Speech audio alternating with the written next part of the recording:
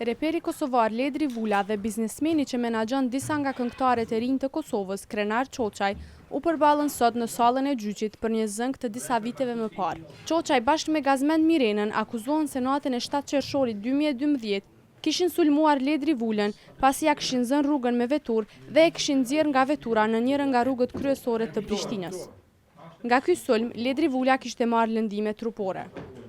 Sipas aktakuzës, Gazmend Mirena e ka goditur Vulën me kondak të revolës në vetullën e majt dhe në kokë, ndërsa Krenar Çoçaj me shufër hekuri në shpinë dhe në kokë. Si rezultat, të akuzuarit Mirena dhe Çoçaj kanë kryer veprën penale lëndim i lehtë trupor, ndërsa Mirena akuzohet edhe për veprën penale të përdorimit të armës, mjet ky i cili kishte shërbyer për rrahjen e viktimës. Dy të akuzuarit, Mirena dhe Çoçaj, nuk e pranuan fajsin për asnjërin nga veprat penale për të cilat akuzohen. I dëmtuari Ledri Vula doli para trupit gjykues në cilësinë e dëshmitarit dhe e rrëfeu ngjarjen e natës së 7 qershorit të vitit 2012. Ai tregoi se në natën kritike kishte shkuar me Getoar Selimin në studion e Baba Stars për të dëgjuar incizimin e një këngë të këngëtarës Ronela Hayati. Në studio ishin takuar me Fidan Demollin, e më pas që të tre së bashku ishin larguar nga zyra dhe kishin shkuar në drejtim të makinës, e cila ishte e parkuar te kompleksi Qafa në Prishtinë.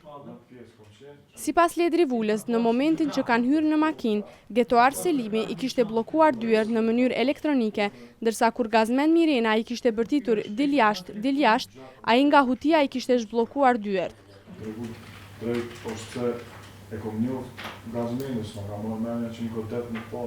I dëmtuari Vula ishte sulmuar nga Çoçaj me një shufër metalike në dorë, ndërsa Gazmend Mirena e kishte goditur me kondak të revolës, me çrast viktima ishte rrëzuar në tokë.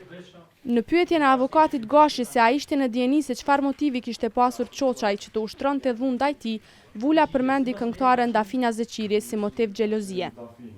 Në këtë seancë gjyqësore si dëshmitar okular, të ftuar ishin Getoar Selimi dhe Fidan Demolli.